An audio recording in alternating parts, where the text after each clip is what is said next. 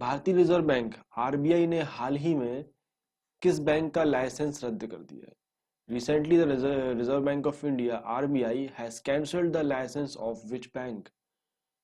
Option है महाराष्ट्र स्थित वसंत दादा नगरी सहकारी बैंक, देना बैंक, एक्सिस बैंक या फिर इनमें से कोई भी नहीं। चलिए इसका आंसर आप मुझे कमेंट में दीजिए, क्या रहने वाला है।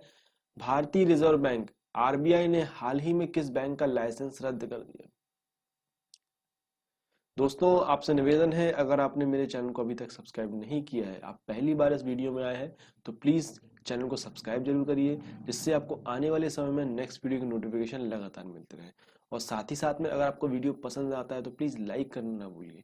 तो क्वेश्चन है यहाँ पे, हाल ही में रिजर्व बैंक ऑफ इंडिया ने आरबीआई ने हाल ही में किस बैंक का लाइसेंस रद्द कर दिया? चलिए इसका आंसर है महाराष्ट्र स्थित वसंत दादा नगरी सहकारी बैंक। इसको बंद कर दिया है, इसका लाइसेंस रद्द कर दिया है, परंतु इसके बाद बैंक अपनी कारोबारी गतिविधियों को संचालित नहीं कर पाएगा। पूरी तरह से यहाँ पे बंद कर दिया गया है कि भाई आप जो बैंक जो है अब अपने जो जो कमर्शियल जो एक्टिविटीज थी वो नहीं कर पाएगा।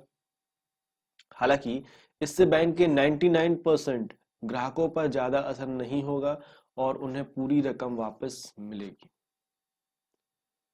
आरबीआई ने महाराष्ट्र के उस्मानाबाद स्थित बैंक का लाइसेंस रद्द करने की वजह उसका बैंकिंग रेगुलेशन एक्ट की अनिवार्यता या अनिवार्य शर्तों का पूरा करने में विफल रहना बताया है। तो यहाँ पे इसलिए इसको बैन किया गया है कि जो ये बैंक है उस्मानाबाद में स्थित है ये, और ये क्या कर रहा था कि जो बैंकिंग रेगुलेशन जो एक्ट होता है उसकी जो शर्तें होती हैं उसको पूरी तरह से नहीं कर पा रहा था, केवाईसी पूरी कंप्लीट नहीं कर पा रहा था, और जो भी इनके जो रेगुलेटिंग एक्ट्स के अंदर जो टर्म्स एंड कंडीशंस होते हैं उनको फुलफिल नहीं कर पा रहा था। इसको देखते हुए लगातार आरबीआई इस पे वॉच कर रहा था, फिर आखिरकार इसको बैन ही कर दिया गया।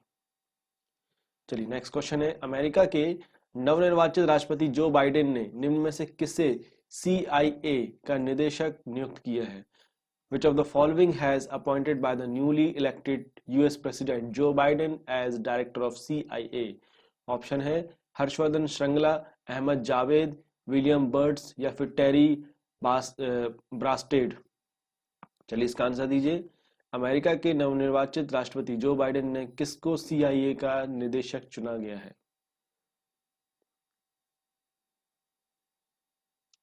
चलिए इसका आंसर है विलियम बर्न्स।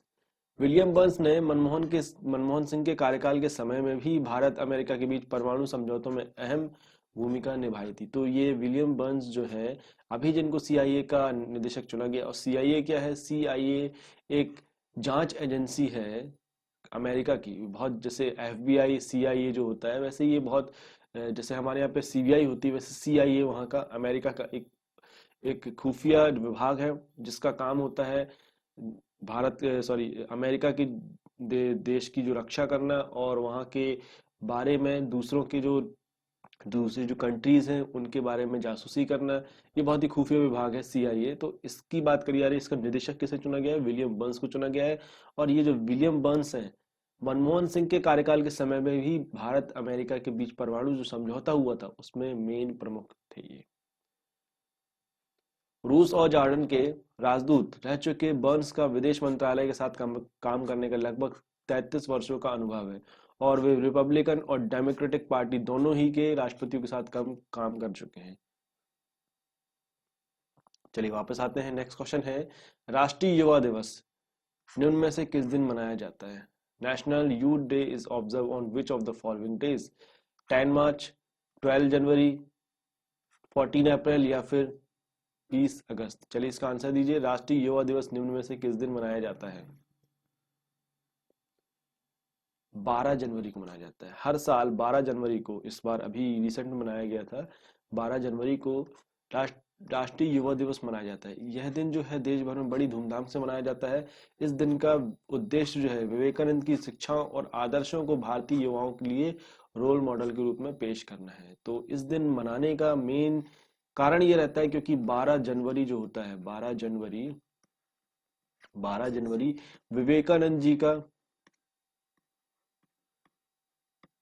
विवेकानंद जी का जन्म दिवस होता है, जन्म दिवस होता है।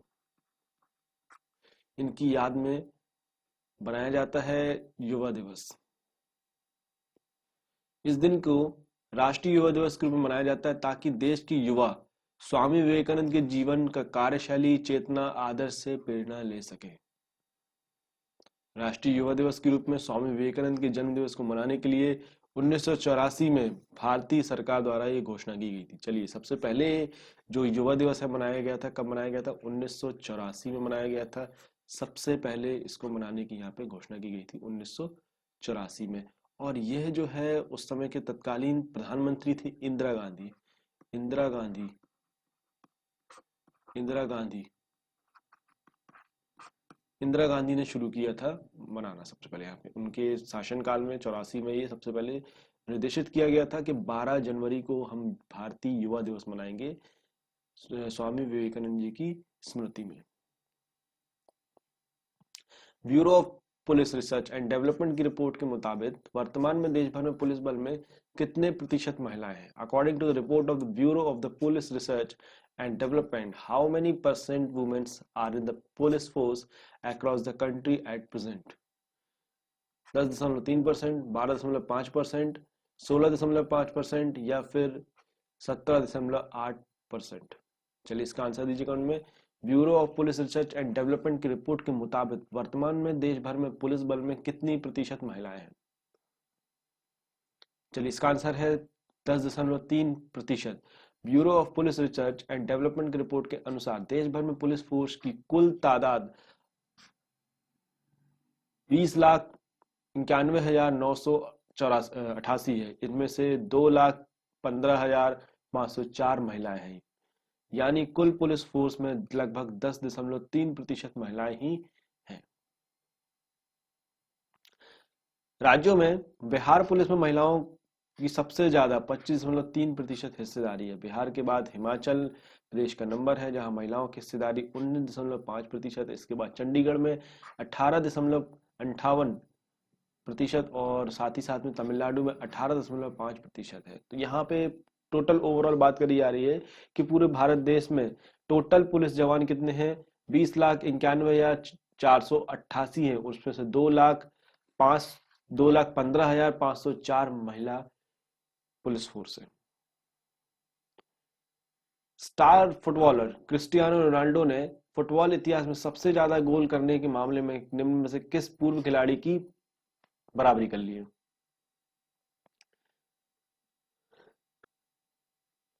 Star footballer Cristiano Ronaldo has matches which of the following former player in terms of highest goal in the football history?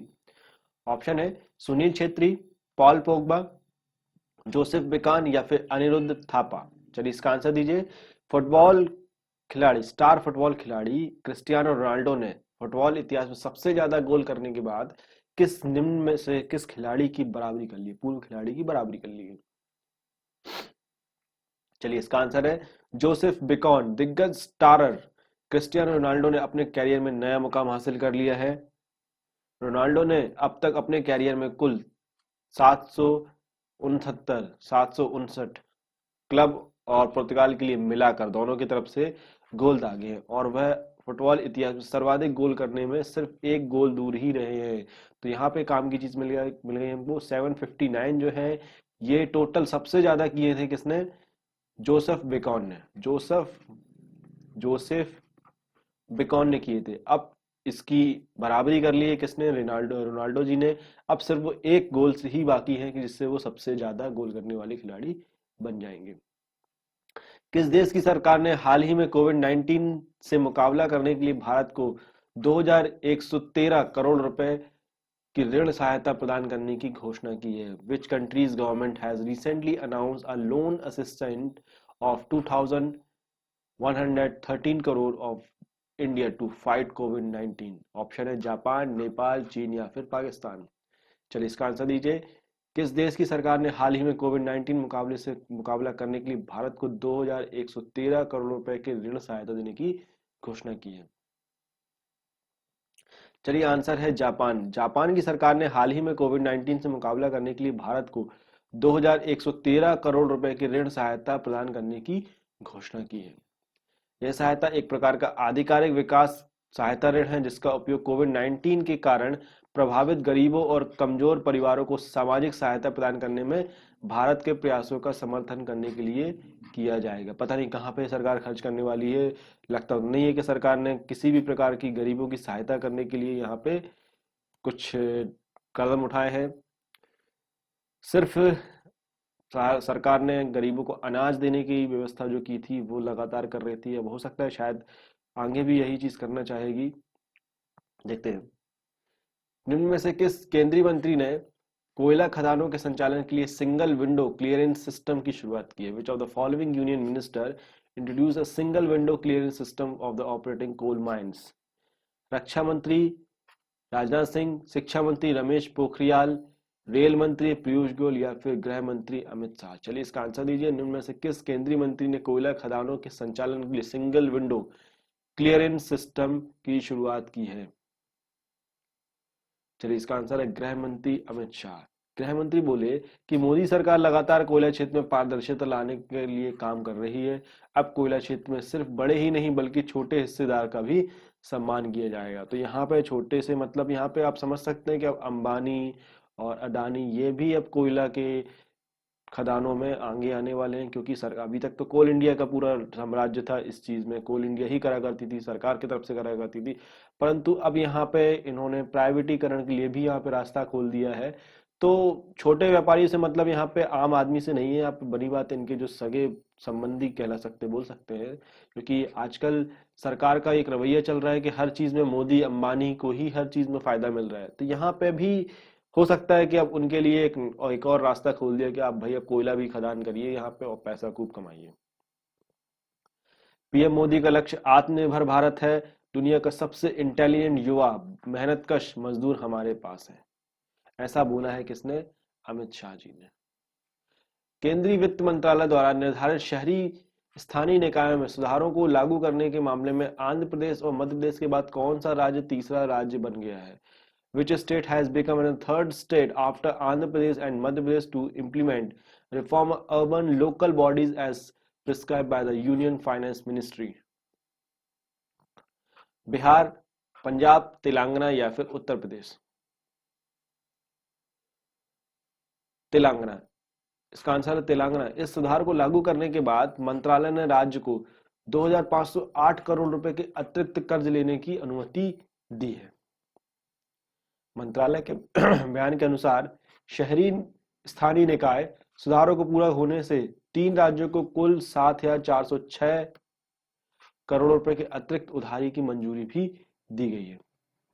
अमेरिकी राष्ट्रपति डोनाल्ड ट्रंप ने किस राज्य में आपातकाल घोषित किया गया है? US president Donald Trump has declared emergency in which city? Option है New York, Los Angeles, Washington DC या फिर लास वेगास। चलिए इसका आंसर दीजिए कमेंट में क्या रहने वाला है। अमेरिकी राष्ट्रपति डोनाल्ड ट्रंप, अभी हाल ही में डोनाल्ड ट्रंप ही हैं क्योंकि जीते हैं हमारे जो बाइडेन, पर अभी उन्होंने आधिकारिक रूप से पदभार नहीं संभाला है। तो अभी डोनाल्ड ट्रंप ही राष्ट्रपति है यहाँ पे। तो उन्होंने किस राज्य में आपातकाल की घोषणा की है, आपको बताना है।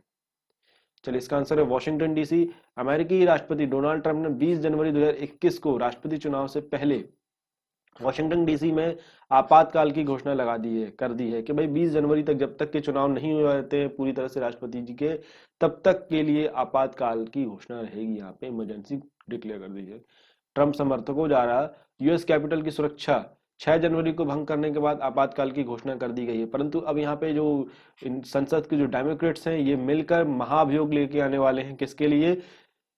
डोनाल्ड ट्रंप के लिए। महाभियोग ऐसी प्रक्रिया होती है जिसमें हम किसी राष्ट्रपति या प्रधानमंत्री या फिर राज्यपाल को हम हटा सकते हैं या किसी न्यायाधीश को भी हटा सकते हैं। तो ये एक प्रक्रिया होती है, भारत में भी अप्लाई की जाती है महाभियोग की प्रक्रिया, जिसमें कई बार कई जजों को ये टारगेट किया गया था कि इनके ऊपर महाभियोग लगाना है, पर पारित नहीं हो पाया था। परंतु अब यहाँ पे अमेरिका की बात करी जा रही, तो यहाँ अमेरिका में यहाँ के जो डेमोक्रेट्स सांसद जो है, इनको डेमोक्रेट बोला जाता है, वह डोनाल्ड ट्रंप को हटाने के लिए लगे हुए हैं और यहाँ पे उन्होंने महाभियोग के लिए तैयारी चालू कर रहे हैं। किस राज्य ने बर्ड फ्लू के उद्भव के मद्देनजर ऐतिहासिक तौर पर पड़ोसी राज्यों से प्रवेश पर प्रतिबंध लगा दिया? ऑप्शन है कर्नाटक, केरल, गोवा या फिर Maharashtra. Which state has banned the entry of from neighboring state as a precautionary measures in view of the emergence of the bird flu? चलिए, इसका आंसर है गोवा। राज्य सरकार ने देश के कई राज्यों में बर्ड फ्लू के मामलों के उद्भव के बीच एहतियातन तौर पर पड़ोसी राज्यों से मुर्गी के प्रवेश पर पूरी तरह से प्रतिबंध लगा दिया है।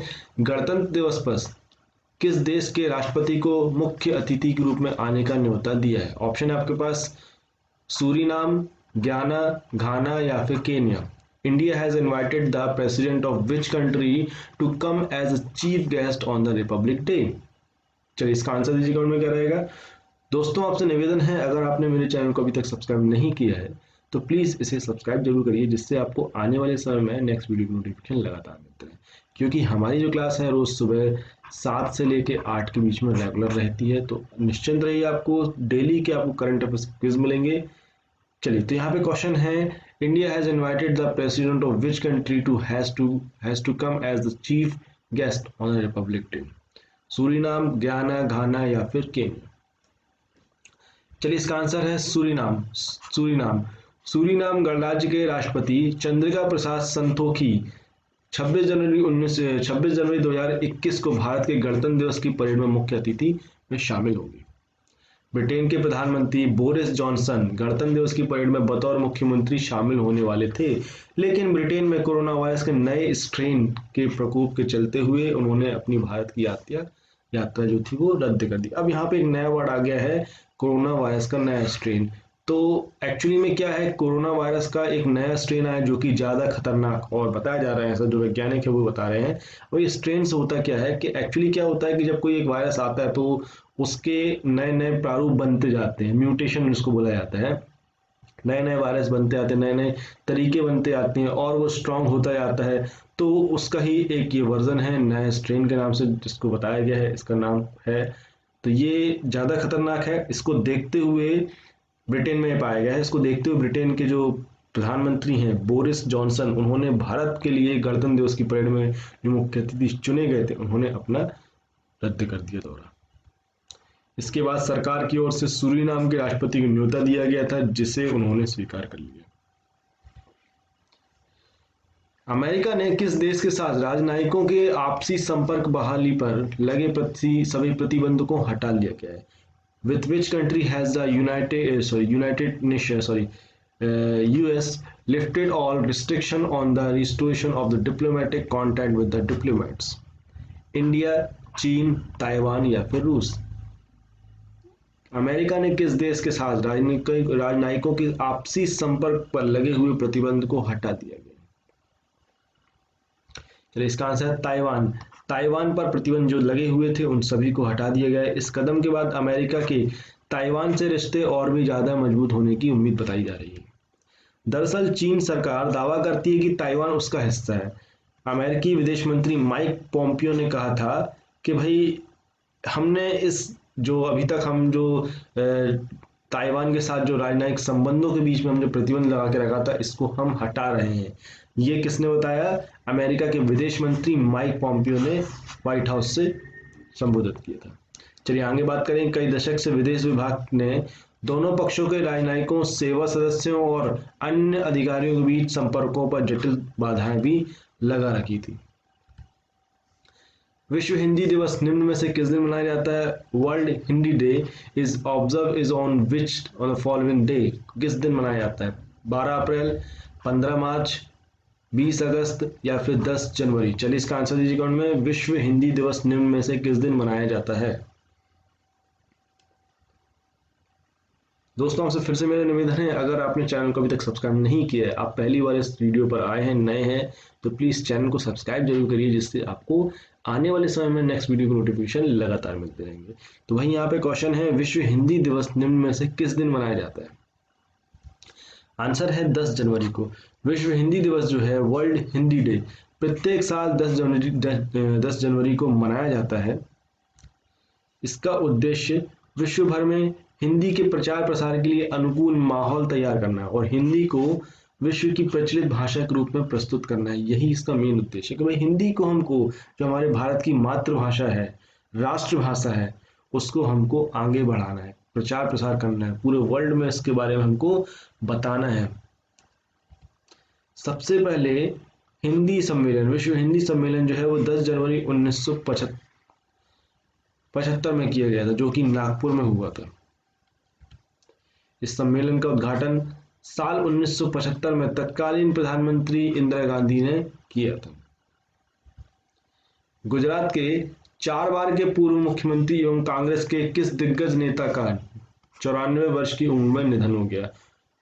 Which four-time former Gujarat chief minister and veteran Congress leader died at the age of 94? Option Madhav Singh Solanki, Keshubhai Patel, Anandiben Patel या फिर सुरेश मेहता। चलिए इसका आंसर दीजिए। गुजरात के 4 बार के मुख्यमंत्री एवं कांग्रेस के किस दिग्गज नेता का 94 वर्ष की उम्र में निधन हो गया? चलिए इसका आंसर है माधव सिंह सोलंकी। पूर्व केंद्रीय मंत्री तथा 4 बार गुजरात के मुख्यमंत्री रहे वरिष्ठ कांग्रेस नेता माधव सिंह सोलंकी का 10 जनवरी 2021 को राजकीय सम्मान के साथ अंतिम संस्कार कर दिया गया। माधव सिंह सोलंकी पहली बार 30 साल की उम्र में ही विधायक चुन लिए गए थे। उन्होंने गुजरात में लड़कियों के लिए मुफ्त शिक्षा एवं प्राथमिक विद्यालयों में मिड डे मील की शुरुआत की थी। वह गुजरात में नरेंद्र मोदी के बाद सबसे लंबे समय तक मुख्यमंत्री रहे। श्रीलंका के किस 29 वर्षीय बल्लेबाज ने अंतर्राष्ट्रीय क्रिकेट से संन्यास ले लिया है? Which 29-year-old Sri-Lankan batsman has retired from the international cricket? कुशल परेरा, जीवन मेंडिस, सुरंगा लकमल या फिर शेहान जयसूर्या। चलिए इसका आंसर दीजिए। श्रीलंका के 29 वर्षीय बल्लेबाज ने अंतर्राष्ट्रीय क्रिकेट से संन्यास लिया है हाल ही में। चलिए इसका आंसर है शेहान जयसूर्या। शीर्ष क्रम के बल्लेबाज शेहान जयसूर्या ने श्रीलंका क्रिकेट के इतिहास में श्रीलंका क्रिकेट से संन्यास ले लिया है। यहाँ पे श्रीलंका क्रिकेट से संन्यास लेने की बात की है शेहान जयसूर्या ने। ये शीर्ष क्रम के बल्लेबाज थे।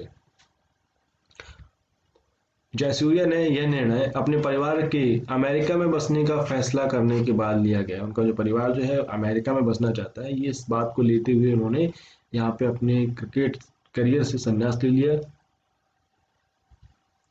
शेहान जयसूर्या ने श्रीलंका के लिए वनडे और T20 मिलाकर कुल 30 मैच खेले हैं।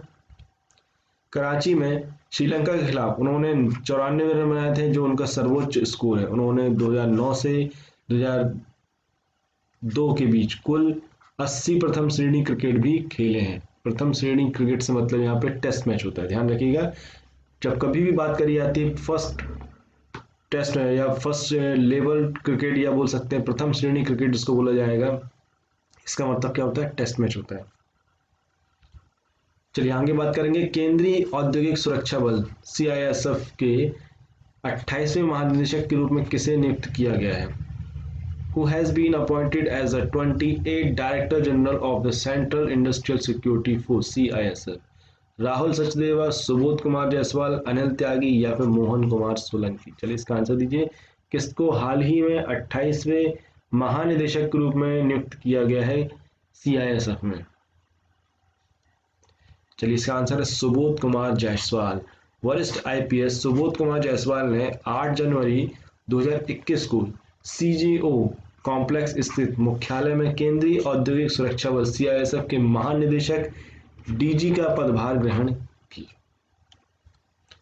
इससे पहले वे मुंबई में पुलिस महानिदेशक के रूप में कार्यरत थे। जायसवाल CISF के 28वें महानिदेशक थे। राजेश रंजन की सेवानिवृत्ति के बाद उन्होंने बल के DG का पदभार संभाला है। तो चलिए हमको यहाँ पे काम की चीज क्या मिल गई कि CISF के इसके पहले जो DG थे वो कौन थे? राजेश रंजन जी। डायरेक्टर जनरल कौन थे? राजेश रंजन। इसके बाद इनका ये रिटायर्ड हो गए। इसके बाद फिर सुबोध कुमार जायसवाल जी ने इस पद को संभाला और साथ ही साथ वे 1985 में भारतीय पुलिस सेवा में शामिल हुए थे। तो यहाँ पे हमको एक काम की चीज क्या मिल गई वही कि सुबोध कुमार जायसवाल जो थे वो 1988 बैच के IPS हैं। 1988 बैच के IPS अधिकारी हैं और ये महाराष्ट्र कैडर के हैं। महाराष्ट्र कैडर के हैं ये, ठीक है। चलिए आगे बढ़ेंगे। निम्न में से कौन सा भारतीय बल्लेबाज ऑस्ट्रेलिया के खिलाफ सभी प्रारूपों में 100 छक्के लगाने वाला विश्व का प्रथम खिलाड़ी बन गया है? Which of the following Indian batsmen become the first player in the world to hit 100 sixes in all formats against Australia? Ravindra Jadeja, Cheteshwar Pujara, Rohit Sharma या फिर केदार शर्मा? चलिए इसका आंसर दीजिए। निम्न में से कौन सा भारतीय बल्लेबाज जो है ऑस्ट्रेलिया के खिलाफ सभी प्रारूपों में 100 छक्के लगाने वाला विश्व का प्रथम खिलाड़ी बन गया है? चलिए इसका आंसर है रोहित शर्मा। भारतीय बल्लेबाज रोहित शर्मा ऑस्ट्रेलिया के खिलाफ सभी प्रारूपों में 100 छक्के लगाने वाला दुनिया का प्रथम खिलाड़ी बन गए हैं। हालांकि एक देश के खिलाफ सबसे ज्यादा छक्के लगाने वाले मामलों में वेस्टइंडीज के सलामी बल्लेबाज क्रिस गेल सबसे आगे, जिन्होंने 130 छक्के इंग्लैंड के खिलाफ लगाए हैं। तो यहाँ पे थोड़ा सा एक कंफ्यूजन वाली बात बता सकते हैं आपको कि सबसे ज्यादा छक्के लगाने वाले वो कौन होंगे? हमारे 130 छक्के लगाए हैं किसने? क्रिस गेल ने लगाए हैं, वेस्ट इंडीज के खिलाफ लगाए, सॉरी वेस्ट इंडीज खिलाड़ी है ये, इंग्लैंड के खिलाफ इन्होंने 130 छक्के लगाए। तो सबसे नंबर 1 पे कौन हो गए? हमारे क्रिस गेल हो गए।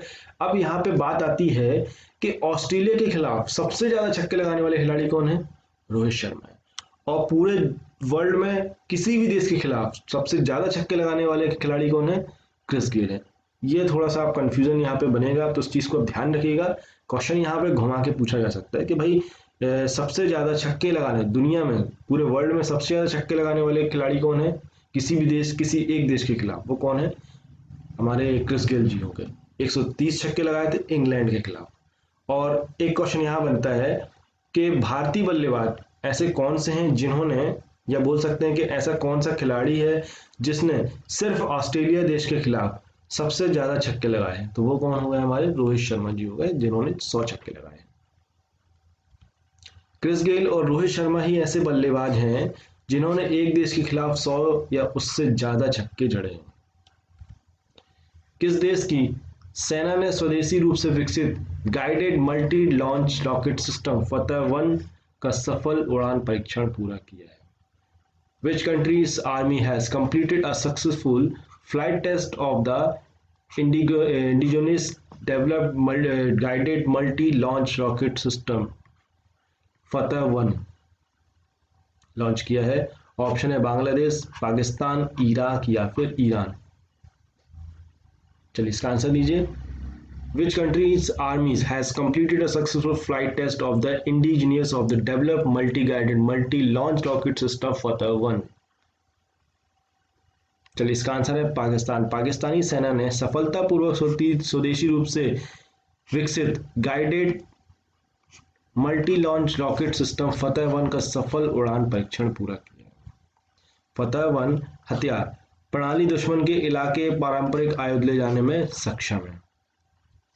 पाकिस्तानी सेना के अनुसार फतह-1 हथियार प्रणाली 140 किलोमीटर की सीमा तक लक्ष्य को मार सकती है। भारत किस तारीख से अपना कोविड-19 टीकाकरण अभियान शुरू करेगा? India will begin it's covid vaccination drive from the which day? 14 जनवरी, 15 जनवरी, 16 जनवरी या फिर 17 जनवरी? किस तारीख से भारत अपना कोविड-19 टीकाकरण अभियान शुरू कर रहा है? 16 जनवरी से। 16 जनवरी को भारत कोविड-19 टीकाकरण अभियान चालू कर रहा है। सबसे बड़ा टीकाकरण अभियान शुरू करने का निर्णय 9 जनवरी को एक बैठक के दौरान लिया गया, जिसमें पीएम मोदी ने कोविड-19 की स्थिति की भी समीक्षा की थी। तो यहाँ पे एक बात आती है कि सबसे बड़ा टीकाकरण अभियान कहलाएगा ये पूरे वर्ल्ड में, क्योंकि हमारे भारत की जनसंख्या जो है वो चाइना के बाद दूसरे नंबर पे है सबसे ज्यादा, और ये पूरे देश में पूरे सभी लोगों को टीकाकरण कराने के लिए एक बहुत बड़ा मुहिम होने वाला है। तो ये बात भी करी जा रही है कि सबसे बड़ा टीकाकरण अभियान होगा, एक पूरी तरह से व्यवस्थित तरीके से करा जाएगा। पहले हम हेल्थ वर्कर्स को लगाने की बात करी जा रही है, फिर इसके बाद फिर जो सीनियर सिटीजन्स हैं और जो बच्चे हैं उनको लगाने की प्लानिंग है। तो ये पूरी तरह से एक प्रायोरिटी बेस्ड तरीका रहेगा, जिसमें पहले चरण में सिर्फ जो हेल्थ वर्कर्स रहेंगे, जिसमें डॉक्टर्स, नर्सेस और स्वास्थ्य सेवाओं से जुड़े हुए जितने भी लोग हैं उन सभी को लगाने की यहाँ पे बात करी जा रही है। किस विश्व नेता के ट्विटर अकाउंट को स्थायी रूप से निलंबित कर दिया गया है? Which world leader's Twitter account has been suspended permanently? Donald Trump, Emmanuel Macron, Justin Trudeau या फिर बोरिस जॉनसन? चलिए इसका आंसर दीजिए। विश्व के किस ऐसे नेता का ट्विटर अकाउंट परमानेंटली निलंबित कर दिया गया, परमानेंटली सस्पेंड कर दिया गया? Donald Trump. ट्विटर ने ट्रंप समर्थकों द्वारा 6 जनवरी को यूएस कैपिटल भवन में हिंसा और सुरक्षा उल्लंघनों के बाद हिंसा को और भड़काने के जोखिम का हवाला देते हुए 8 जनवरी 2021 को अमेरिकी राष्ट्रपति डोनाल्ड ट्रंप के खाते को स्थायी रूप से निलंबित कर दिया, पूरी तरह से उसको बैन कर दिया गया। उसके बाद फिर इंस्टा के अकाउंट को भी बैन कर दिया गया, फेसबुक में भी इनके जो पर्सनल आईडी थी उसको बैन कर दिया गया है। तो कुल मिला के सोशल अकाउंट ने, सोशल कंपनीज जितनी भी हैं सोशल मीडिया की, उन्होंने सभी लोगों ने, सभी कंपनीज ने डोनाल्ड ट्रंप के आधिकारिक अकाउंट को पूरी तरह से सस्पेंड कर दिया गया है, क्योंकि भाई उनको ये लगा कि उस वजह से बहुत ज़्यादा घटनाएं भी हुई थी, हिंसा भड़काने का इन्होंने उकसाने के लोगों की बात करी गई, जो कि समर्थक थे उनको उकसाया, जिस वजह से हिंसा भड़की थी और लगभग 6 लोग मारे भी गए थे। चलिए, किस राष्ट्र ने प्राथमिकता के आधार पर भारत से कोविशील्ड वैक्सीन को 2 मिलियन खुराक मांगी है? Which nation has sought 2 million doses of Covishield vaccine from the Indian on the priority basis? Bangladesh, Nepal, Brazil और मालदीव। चलिए, इसका आंसर दीजिए। किस राष्ट्र ने प्राथमिकता के आधार पर भारत से कोविशील्ड वैक्सीन की 2 मिलियन खुराक मांगी? चलिए, इसका आंसर है ब्राजील। ब्राजील के राष्ट्रपति जेयर बोल्सोनारो ने भारत के serum institute of India Pune द्वारा निर्मित कोविशील्ड वैक्सीन की 2 मिलियन खुराक के लिए अनुरोध। भारत और किस देश ने मध्यम रेंज की सतह से हवा में मार करने वाली मिसाइल जो है रक्षा प्रणाली का सफलतापूर्वक परीक्षण किया? आपको उसका नाम बताना है, वो कौन सा देश है? India and the which country successfully tested the medium range surface to air missile MRSAM defence system? चलिए, इसका नाम बताना है। ऑप्शन है आपके पास नेपाल, इजराइल, चाइना या फिर रशिया। ऐसा वो कौन सा देश है? Which country successfully tested a medium range surface to air missile defence system? चलिए, इसका आंसर है इजराइल। भारत और इजराइल ने मध्यम रेंज की सतह से हवा में मार करने वाली मिसाइल MRSAM, इसका फुल फॉर्म है medium range surface to air missile, रक्षा प्रणाली का सफलतापूर्वक परीक्षण किया। दोनों देशों ने अपने युद्धक क्षमताओं को बढ़ाने के लिए संयुक्त रूप से इस प्रणाली को विकसित करने के लिए ये किया है। इसका मकसद जो है शत्रु विमान से संपूर्ण सुरक्षा प्रदान करना है।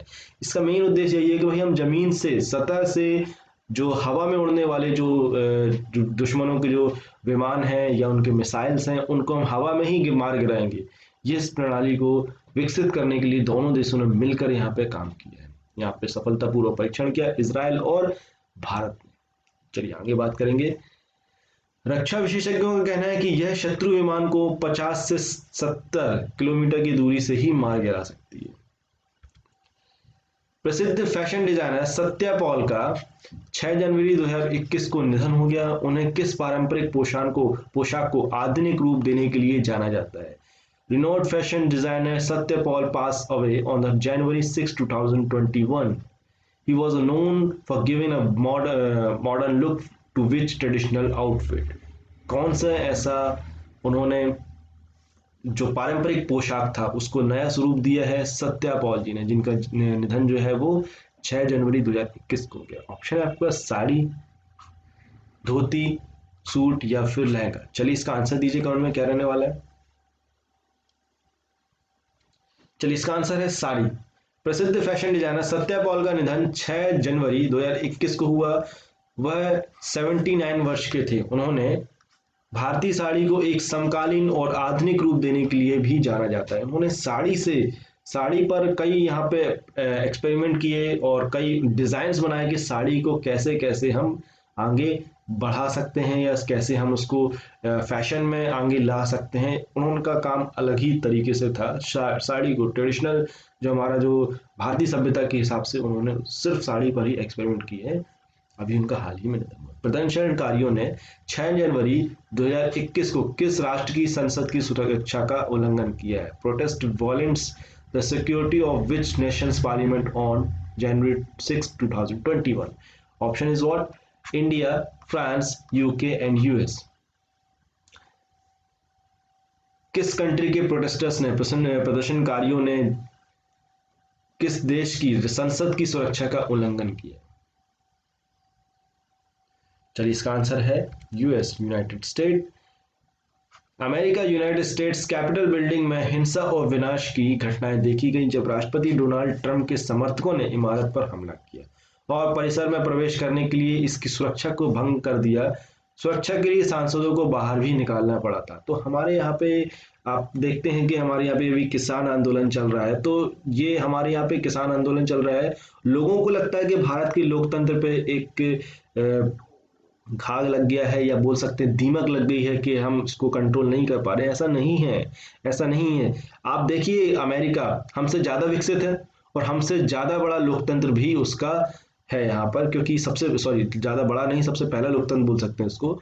तो वहां पर भी जब ये घटनाएं हो रही हैं, वहां पर यूएस प्रेसिडेंट डोनाल्ड ट्रंप जो पुराने थे और जो नए अभी बने हैं जो बाइडेन, तो इन दोनों के बीच में चुनाव हुआ। चुनाव होने के बाद जो बाइडेन जो थे वो जीत उनकी सुनिश्चित हो गई है, परंतु उसके बाद भी जो पुराने राष्ट्रपति हैं डोनाल्ड ट्रंप, वे अपनी हार नहीं मान रहे हो, हार नहीं मान रहे, लगातार उन्होंने सुप्रीम कोर्ट में भी लगाया। उसके बाद फिर वो चाह रहे हैं कि वोटिंग रोकी जाए और भी चीजें, मतलब साम दाम दंड में पूरी तरह से लगे हुए हैं कि वापस मैं ही बन जाऊं। वहां पर इस वजह से उन्होंने कुछ फिर बरगलाने वाले कुछ उद्घोषण भी दिए, कुछ बातें करी, अपने समर्थकों को उन्होंने उकसाया, जिस वजह से उन्होंने संसद बिल्डिंग में हमला भी किया, हिंसा हुई, कुछ लोग मारे भी गए। तो ये बहुत बड़ी घटना हुई थी। इसके बाद देखते हुए अमेरिका में ट्विटर का अकाउंट बैन कर दिया गया। डोनाल्ड ट्रंप जी का ट्विटर अकाउंट जो है वो बैन कर दिया गया, पूरी तरह से ट्विटर अकाउंट बैन कर दिया गया, फेसबुक अकाउंट बैन कर दिया गया और इंस्टाग्राम अकाउंट जो है ये भी बैन कर दिया गया है डोनाल्ड ट्रंप का।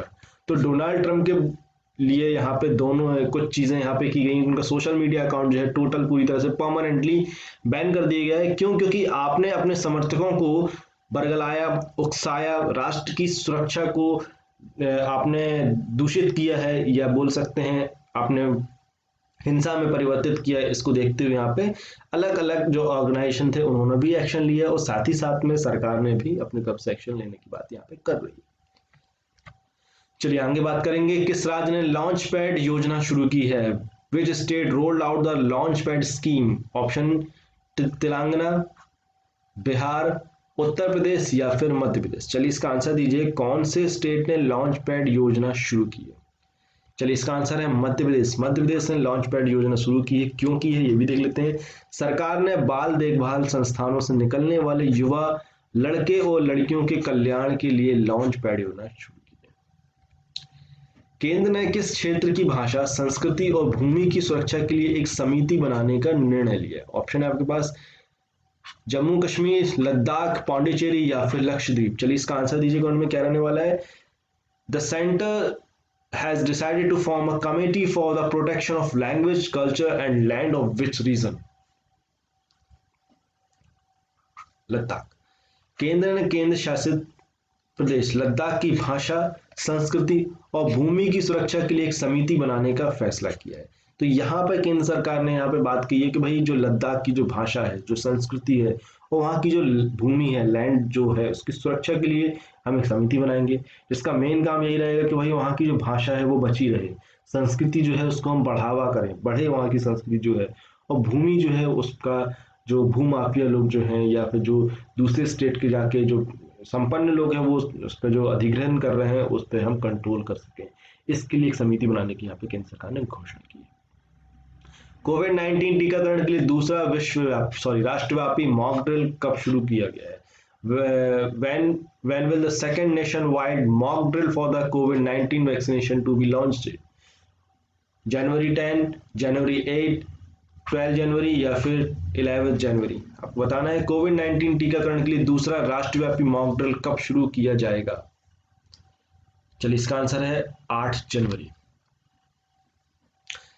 कोविड-19 टीकाकरण का दूसरा देशव्यापी सूखा ड्राई रन है यहाँ पे 8 जनवरी 2021 को आयोजित किया जाएगा। ये हरियाणा और यूपी को छोड़कर पूरे देश में सभी जिलों में आयोजित किया जाएगा।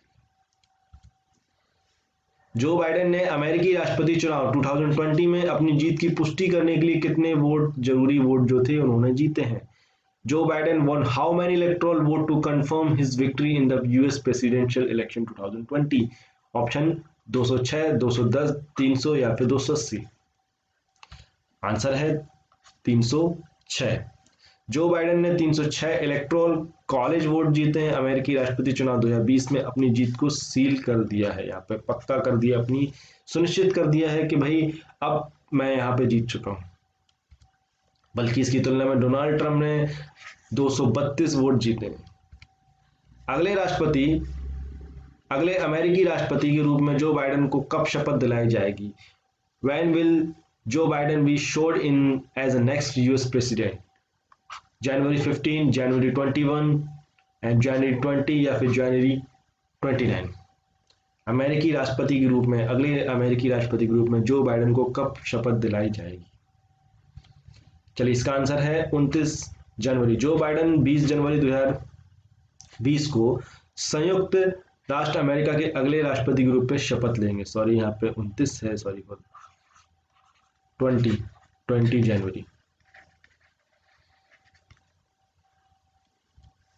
निवर्तमान राष्ट्रपति ने परिणाम के साथ असहमत होने के बावजूद सत्ता के एक व्यवस्थित परिवर्तन का वादा किया। यहाँ पे ये बात करी गई है कि भाई अभी जो वहाँ पे घटनाएं चल रही हैं, लगातार विरोध हो रहा है किस चीज का, और समर्थक विरोध कर रहे हैं किस, डोनाल्ड ट्रंप की जो समर्थक वो विरोध कर रहे हैं कि भाई चुनाव जो है वो ट्रांसपेरेंट नहीं हुआ है, कुछ यहाँ पे धांधली हुई है, वापस चुनाव रद्द कराने चाहिए या फिर वापस डोनाल्ड ट्रंप जी को राष्ट्रपति बना देना चाहिए। ये सारे विवाद जो चल रहे हैं यहाँ पे उनके समर्थकों की तरफ से चल रहे हैं।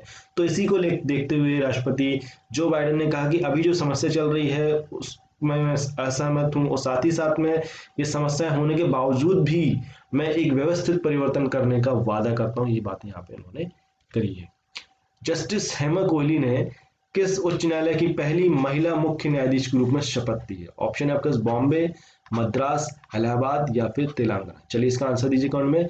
जस्टिस हेमा कोहली ने किस उच्च न्यायालय की पहला मुख्य न्यायाधीश के रूप में शपथ ली है? Justice Hema Kohli has been sworn in as a first woman chief justice of which high court? चलिए, इसका आंसर है तेलंगाना। न्यायमूर्ति हेमा कोहली ने तेलंगाना उच्च न्यायालय की पहली महिला मुख्य न्यायाधीश के रूप में शपथ ली है। एशियाई विकास बैंक, जिसको एडीबी बोला जाता है, एशियाई डेवलपमेंट बैंक बोलेंगे इसको, ने पूर्वोत्तर राज्य में शहरी क्षेत्रों और पर्यटन के विकास हेतु त्रिपुरा सरकार को कितने करोड़ रुपए देने का ऋण देने की घोषणा की है? एशियाई विकास बैंक एडीबी ने पूर्वोत्तर राज्य में शहरी क्षेत्रों और पर्यटन के विकास हेतु त्रिपुरा सरकार को कितने करोड़ रुपए का कर्ज देने की घोषणा की? ऑप्शन है आपके पास 2100 करोड़ रुपए, 3100 करोड़ रुपए, 2900 करोड़ रुपए या फिर 4100 करोड़ रुपए। चलिए, इसका आंसर दीजिए कमेंट में, क्या रहने वाला है? एशियाई विकास बैंक ने पूर्वोत्तर राज्य में शहरी क्षेत्रों और पर्यटन के विकास हेतु त्रिपुरा सरकार को कितने करोड़ रुपए का ऋण देने की घोषणा की है। दोस्तों, आपसे निवेदन है, अगर आपने अभी तक मेरे चैनल को सब्सक्राइब नहीं किया है, आप इस वीडियो में पहली बार आए हैं, तो आप प्लीज चैनल को सब्सक्राइब करिए और बेल आइकन को क्लिक करिए, और साथ ही साथ में अगर आपको वीडियो पसंद आते तो प्लीज लाइक करना ना भूलिए। और इन क्वेश्चंस के अगर आपको आंसर आते हैं तो प्लीज कमेंट करते चलिए। तो क्वेश्चन था यहाँ पे, एशियाई विकास बैंक ने पूर्वोत्तर राज्य शहरी क्षेत्र एवं पर्यटन के विकास हेतु त्रिपुरा सरकार को कितने करोड़ रुपए का ऋण देने की घोषणा की है? तो आंसर है यहाँ पे 2100 करोड़ रुपए, 2100 करोड़ रुपए। इसके तहत त्रिपुरा में सभी 20 शहरी स्थानीय निकायों को कवर किया जाएगा और पर्यटन क्षेत्र के सभी पर्यटन स्थलों, इन पर जाने वाले मार्ग, पर्यटन सुविधाओं को कवर किया जाएगा। तो यहाँ पे 2100 करोड़ रुपए, 2100 करोड़ रुपए से लगभग 20 शहरों के निकाय जो हैं उनको डेवलप किया जाएगा, उनके पर्यटन क्षेत्रों को डेवलप किया जाएगा।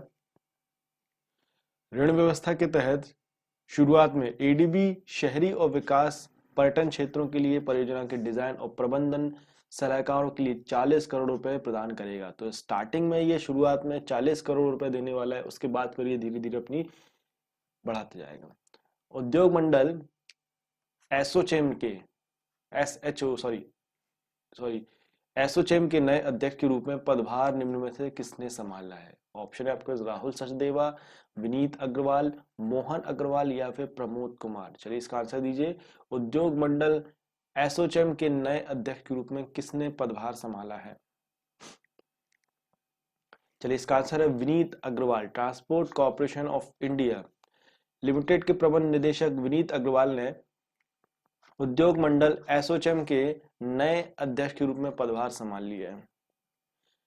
Associates chamber of commerce and industries of India ASSOCHAM ने एक बयान में कहा कि उन्होंने हीरानंदानी ग्रुप ऑफ कंपनीज के सह संस्थापक और प्रबंध निदेशक निरंजन हीरानंदानी का स्थान लिया है। रिन्यू पावर के चेयरमैन और प्रबंध निदेशक सुमंत सिन्हा एसोचैम के नए वरिष्ठ उपाध्यक्ष होंगे। विनीत अग्रवाल ने अमेरिका के कार्नेगी मेलोन विश्वविद्यालय से स्नातक की डिग्री हासिल की है। तो चलिए यहाँ पे हमको काम की चीज मिल गई है कि विनीत अग्रवाल जो हैं ये अध्यक्ष के रूप में नॉमिनेट किए गए, चुने गए हैं, और साथ ही साथ में रिन्यू पावर के चेयरमैन जो हैं सुमंत सिन्हा जी को उपाध्यक्ष के रूप में चुना गया है। भारत सरकार ने हाल ही में आईबीसी कोड यानी दिवाला और दिवालियापन संहिता के निलंबन को कब तक के लिए बढ़ा दिया है? भारत सरकार ने हाल ही में आईबीसी कोड यानी कि दिवाला और दिवालियापन संहिता के निलंबन को कब तक के लिए बढ़ा दिया? ऑप्शन है आपके पास अगस्त 2021, अक्टूबर 2021, मार्च 2021 या फिर दिसंबर 2021। चलिए इसका आंसर है मार्च 2021। भारत सरकार ने हाल ही में आईबीसी कोड यानी कि दिवाला और दिवालियापन संहिता के निलंबन को मार्च 2021 तक के लिए बढ़ा दिया है। व्यापारी इकाइयों को कोविड-19 महामारी के कारण पेश आने वाली कठिनाइयों से निपटारा करने के लिए यह निर्णय लिया गया है कि भाई अभी अगर आप दिवालिया हो रहे हैं तो आपको दिवालिया नहीं करा जाएगा। अगर आप लोन नहीं चुका पा रहे हैं तो आपको ये लिमिट दे दी गई है कि भाई आप मार्च 2021 तक के लिए आपको छूट है, हम आपको दिवालिया नहीं करने वाले हैं। ठीक है, आपके पास जो भी लोन है आप उसको चुकाइए, हम आपको समय दे रहे हैं। वित्त मंत्रालय ने पहले घोषणा के अनुसार आईबीसी कोड निलंबन 25 दिसंबर तक के लिए बढ़ा दिया गया था। चलिए आगे बात करेंगे। हाल ही में भारत और किस देश ने अपने आभासी शिखर सम्मेलन के दौरान रक्षा, पेट्रोकेमिकल और परमाणु ऊर्जा जैसे क्षेत्रों में 7 समझौतों पर हस्ताक्षर किए? आपको बताना है भारत ने किस देश के साथ आभासी शिखर सम्मेलन, वर्चुअल जो समिट होती है, उसके दौरान रक्षा, केमिकल, परमाणु ऊर्जा जैसे लगभग 7 क्षेत्रों में समझौते किए हैं। आपको बताना है वो कौन सा देश है। ऑप्शन है आपके पास नेपाल, चीन, रूस या फिर वियतनाम। दोस्तों आपको मैं बता दूं कि हमारी जो क्लास है रोज सुबह 6 से 7 के बीच में रेगुलर होती है और सबसे पहले होती है। आप कोई भी करंट अफेयर्स से क्विज देखेंगे तो आपको सबसे पहले मिलेगी हमारी क्लास। तो आप निश्चिंत रहिए, हम आपको जो करंट का जो डेटा जो है, जो रिसेंट का है, वो हम आपको रोज डेली का डेली सुबह 6 से 7 के बीच में लेकर आते हैं। तो आप अगर इन वीडियोस को चाहते हैं तो प्लीज़ लाइक जरूर करिए, कमेंट करिए, लाइक करिए और ज़्यादा से ज़्यादा शेयर करिए, और सब्सक्राइब नहीं किया है तो प्लीज़ सब्सक्राइब जरूर कर लीजिए। तो यहाँ पे देख लेते हैं कि किस देश के साथ में आभासी शिखर सम्मेलन में, वर्चुअल सम्मेलन में किसके साथ 7 समझौतों पर हस्ताक्षर किए हैं। चलिए इसका आंसर है वियतनाम। इससे दोनों देशों को सतत विकास लक्ष्यों को प्राप्त करने में मदद मिलेगी, साथ ही जलवायु परिवर्तन से निपटने की क्षमता विकसित होगी।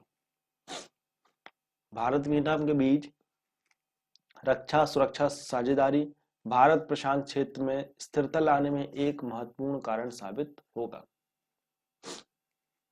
गोवा मुक्ति दिवस निम्न में से किस दिन मनाया जाता है? ऑप्शन आपके पास 10 जनवरी, 12 मार्च, 19 दिसंबर या फिर 15 जुलाई। चलिए इसका आंसर दीजिएगा उनमें, गोवा मुक्ति दिवस निम्न में से किस दिन मनाया जाता है?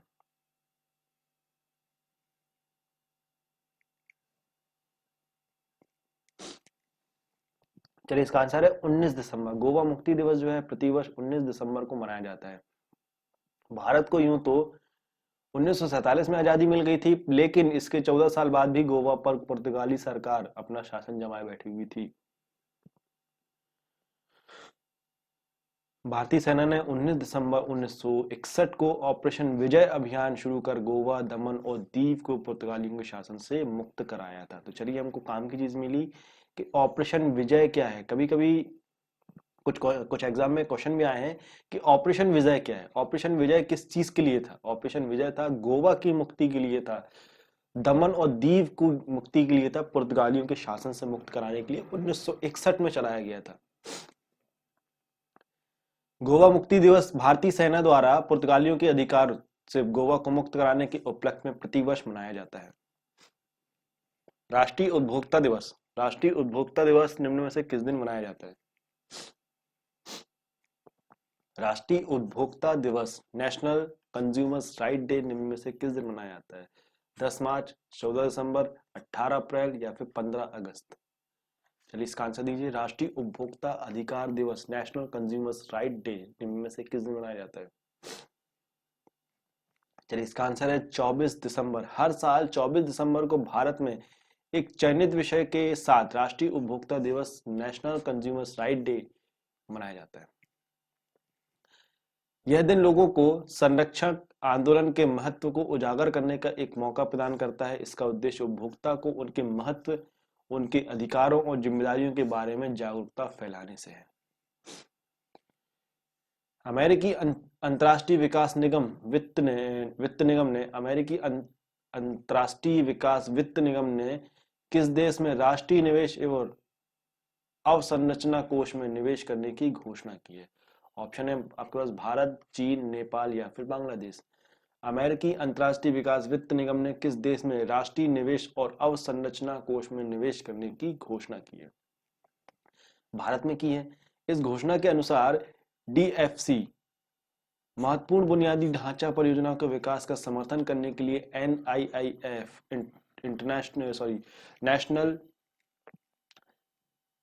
NIIF के लिए इक्विटी में लगभग $54 मिलियन का निवेश करेगी। NIIF जो है एक कंपनी है जो कि म्यूचुअल फंड और साथ ही साथ में इक्विटी को डील करती है। DFC का निवेश NIIF के मास्टर फंड के लिए फंड जुटाने के अंतिम दौर का एक हिस्सा भी है। इस निवेश के साथ मास्टर फंड के लिए फंड जुटाने का कार्य पूरा हो गया है। केंद्रीय सड़क परिवहन और राजमार्ग मंत्री नितिन गडकरी ने किस राज्य में लगभग 8,341 करोड़ रुपए की लागत वाली 18 नेशनल हाईवे परियोजनाओं का उद्घाटन और शिलान्यास किया है? ऑप्शन है आपके पास पंजाब, राजस्थान, तमिलनाडु या फिर कर्नाटक। केंद्रीय सड़क परिवहन एवं राजमार्ग मंत्री नितिन गडकरी ने किस राज्य में 8,341 करोड़ रुपए की लागत वाली 18 नेशनल हाईवे परियोजनाओं की घोषणा का शिलान्यास किया है? चलिए इसका आंसर है राजस्थान। केंद्रीय सड़क परिवहन एवं राजमार्ग मंत्री नितिन गडकरी ने राजस्थान में 8,341 करोड़ रुपए की लागत वाली 18 नेशनल हाईवे परियोजनाओं का उद्घाटन और शिलान्यास किया है। इन परियोजनाओं में लगभग 1127 किलोमीटर लंबी सड़कें बनाई जानी है। इस हाईवे प्रोजेक्ट के निर्माण में 8,341 करोड़ रुपए का खर्च आने की संभावना बताई जा रही है। इससे पहले गडकरी ने 21 दिसंबर को तेलंगाना को कुल 13,000 करोड़ रुपए की सड़क परियोजनाओं की सौगात दी थी। इस परियोजना की लंबाई लगभग 765.66 किलोमीटर होगी। तो इसके पहले यहाँ पे 13,000 करोड़ रुपए की यहाँ पे घोषणा की है, तेलंगाना में 21 दिसंबर के दिन की है। और साथ ही साथ में अब यहाँ पर राजस्थान सरकार में 8,341 करोड़ रुपए की घोषणा की है कि भाई सड़क निर्माण के लिए एक घोषणा की है। सड़क की जो लंबाई रहने वाली है कितनी है? 1127 किलोमीटर। मंत्रालय ने हरियाणा में होने वाली खेलो इंडिया यूथ गेम्स 2020 में कितने देशज स्वदेशी खेलों को शामिल करने की मंजूरी दी है? यहाँ पे खेल मंत्रालय ने हरियाणा में होने वाले खेलो इंडिया यूथ गेम्स 2020 में कितने स्वदेशी खेलों को शामिल करने की मंजूरी दी है? ऑप्शन है 5, 7, 4 या फिर 3। चलिए इसका आंसर है 4। मंत्रालय ने हरियाणा में होने वाले खेलो इंडिया यूथ गेम्स 2020 में गटका और कलारी पट्टू सहित 4 देशों स्वदेशी खेलों को शामिल करने की मंजूरी दी है। इसमें शामिल किए गए अन्य 2 खेल कौन कौन से? मलखंब और थांगता थांगता। चलिए, हमको यहाँ पे चारों गेम कौन कौन से मिल गए? गटका, कलारी पट्टू, मलखंब और गांगता। तो यहाँ पे एक चीज और आपको बता दूं, मलखंब जो है वो मध्य प्रदेश का राजकीय खेल बोला जाता है मलखंब। खेल मंत्री किरेन रिजिजू ने कहा कि भारत में स्वदेशी खेलों की समृद्ध विरासत है और खेल मंत्रालय की प्राथमिकता है इन खेलों को संरक्षित करना, बढ़ावा और लोकप्रिय बनाना है। खेलो इंडिया यूथ गेम्स की शुरुआत सन 2018 में खेलो इंडिया स्कूल गेम्स के रूप में की गई थी। इसका आयोजन साल में एक बार जनवरी या फरवरी में किया जाता है और नेशनल लेवल पर ग्रास रूट गेम होते हैं। जर्मनी के कोलोन में आयोजित कोलोन विश्व कप में भारतीय मुक्केबाजों ने शानदार प्रदर्शन करते हुए 3 गोल्ड मेडल समेत निम्न में से कितने मेडल अपने नाम पे किए हैं? 12 मेडल टोटल, 9 मेडल, 10 मेडल या फिर 5 मेडल? चलिए, इसका आंसर दीजिए। आपको मैंने बता दिया कि 3 गोल्ड मेडल तो हैं और साथ ही साथ में आपको बता टोटल कितने मेडल यहाँ पे जीते हैं यहाँ पे भारतीय मुक्केबाजों ने जर्मनी में एक आयोजित कोलोन विश्व कप में। चलिए, इसका आंसर है 9 मेडल। जर्मनी के कोलोन में आयोजित कोलोन विश्व कप में भारतीय मुक्केबाजों ने शानदार प्रदर्शन करते हुए 9 मेडल अपने नाम पे की, जिसमें से 3 गोल्ड, 2 सिल्वर और 4 ब्रॉन्ज मेडल शामिल हैं।